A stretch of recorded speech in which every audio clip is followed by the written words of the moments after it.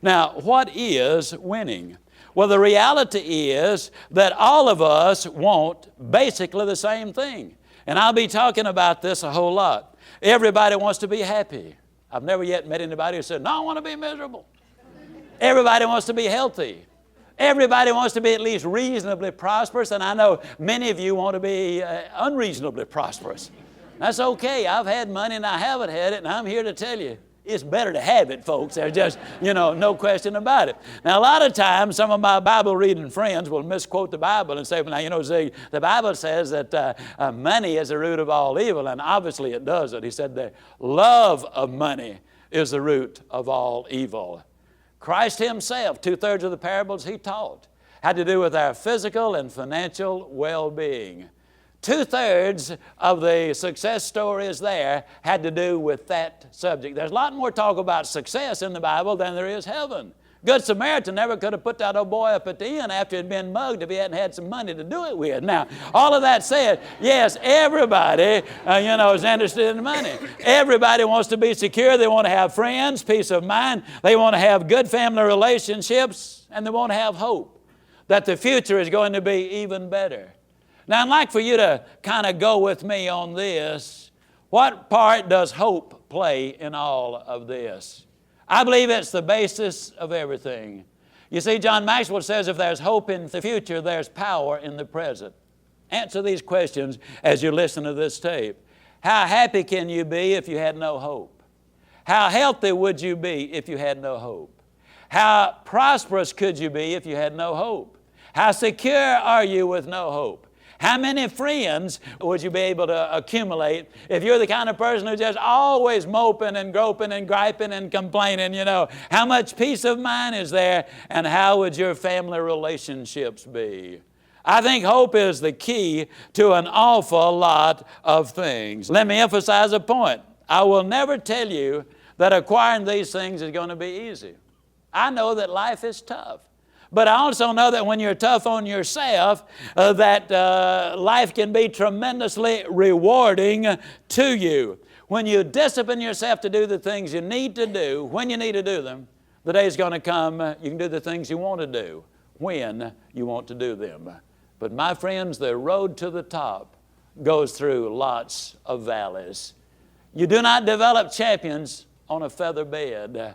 There's got to be those trials and difficulties in order for you to develop the muscles and the qualities that's going to make such a difference in your life. Some of the things I will be saying over and over is you do have to be before you can do. You got to do before you can have. Some years ago, I was coming in on a plane, which is generally the way I fly. And I was seated next to an old boy. Couldn't help but notice he had his wedding band on the index finger of his left hand. A little unusual. I commented on it. I said, friend, you got your wedding band on the wrong finger. And he said, yeah, I married the wrong woman. Well, I don't know if he married the wrong woman or not. I'm delighted to be able to say I did not marry the wrong woman. Last November, the redhead and I. Now, when I talk about my wife, at her suggestion, I always call her the redhead. When I'm talking to her, it's Sugar Baby. Her name is Jean. And incidentally, she's been inducted into the MasterCard Hall of Fame. And she is so excited. She made the all-mall team at Prestonwood Shopping Center 8 years in a row. And last year, she was MVP, Most Valuable Purchaser. Now, incidentally, her name is Jean. A lot of times when I'm talking to her, I always call her Sugar Baby. A lot of times people say to me, does your wife know you say all of those things about her? I said, shucks, she helps me write the material. Now, let me point something out. She never gets offended. If she did, I would not say it. But the reason she doesn't get offended is she knows my heart. You see, we'd been married over 27 years before I was ever able to give her even financial stability, much less financial security. And yet during all of those years, not once do I ever remember her saying, honey, if we just had more money, here's what we could do. Or if we had more financial stability, here's what we could do.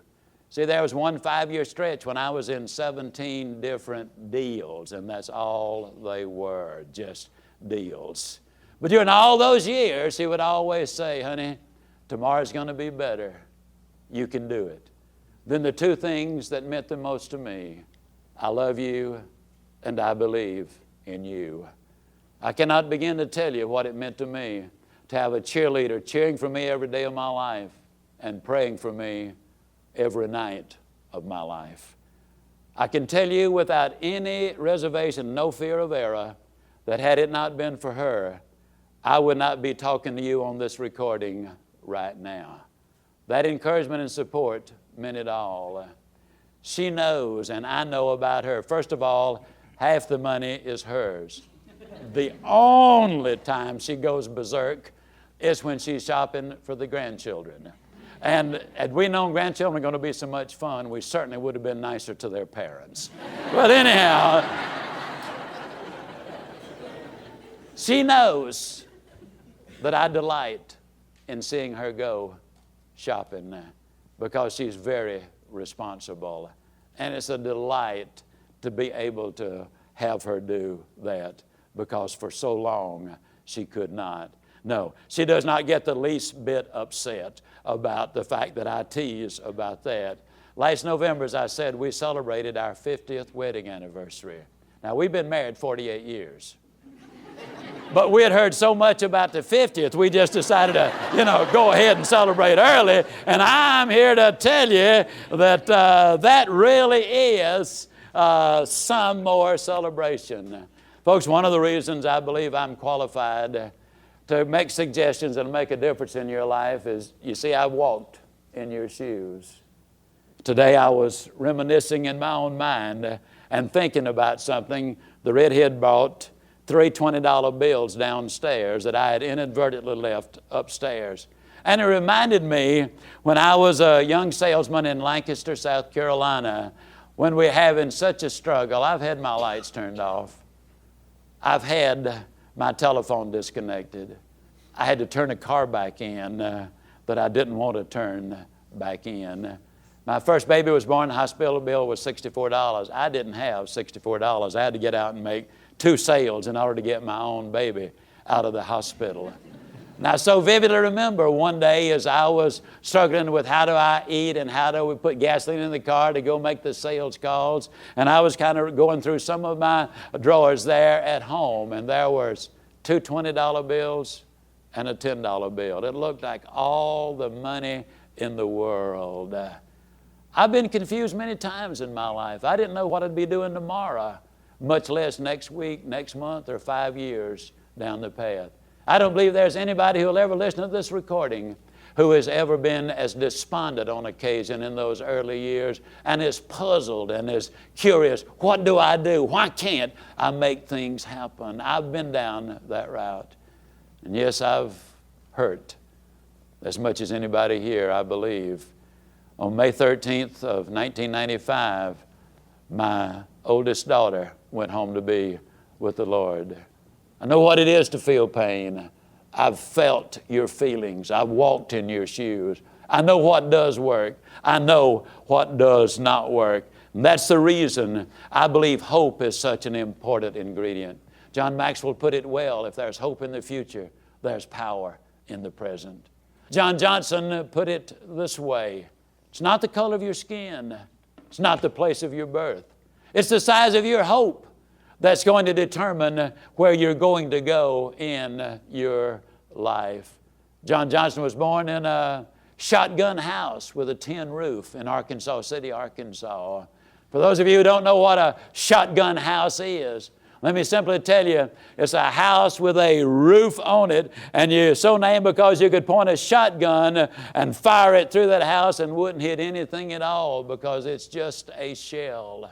Today, John lives next door to Bob Hope part of the time. He lives in a high-rise on the Gold Coast overlooking Lake Michigan the rest of the time. He's been a guest in the White House with every president since Eisenhower. One of the 400 wealthiest people in America. Owns his own insurance company, own cosmetic company, Ebony Magazine. And when he says, it's not the place of your birth or the color of your skin, it's the size of the hope, I take him very seriously because I do believe he knows what he is talking about. How do you get all of the things? What's involved? If an individual really wants to be happy and healthy and prosperous and secure and have friends, peace of mind, good family relationships, and hope, let me tell you that you got to deal with all facets of life. And that's what we'll be doing in this series. You got to deal with your personal life, your family life, and your career. You cannot separate them. The January 8th, 1990 issue of USA Today said the number one cause of a productivity decline in America today is marital difficulty at home. You can't have a knockdown, drag out at home and go to the job and be as productive as you otherwise would be. You cannot get fired or chewed out by the boss on the job and go home with the same attitude as you'd have if you had just been given a significant raise or recognition. You cannot separate all of these things. I will attempt throughout this series to make one thing crystal clear, and that's this. If you go for quality of life first, invariably standard of living goes up. But if you just go for standard of living, there's no assurance that quality of life is going to go up. We will deal with all three of these. The principle we're going to be teaching through this series are the principle that made our country great. Did you ever wonder why it is that in 1776, 3 million Americans produced Washington and Hamilton and Jefferson and Madison and Monroe and Franklin and Washington and the whole bit? And why it is in 1995, 265 million Americans produced? I'll let you fill in the blanks as you sit there listening to this. I don't believe you can name one person with the stature of the individuals I have just named. Let me ask you, could it be what they were taught? As you reflect on it, do you believe that what you teach has anything to do with what you believe? And what you believe has anything to do with what you do? And what you do has anything to do with what you have? Well, let me tell you what they were taught.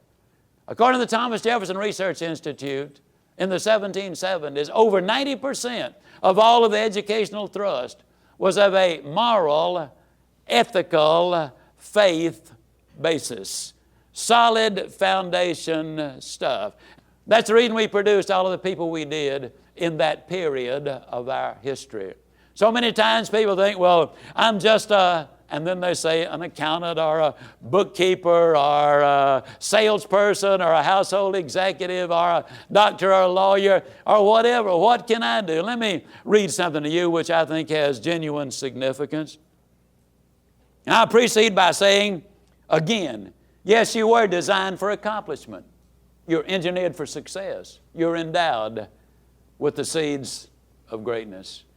You're fearfully and wonderfully made. You literally were born to win, but it takes a plan.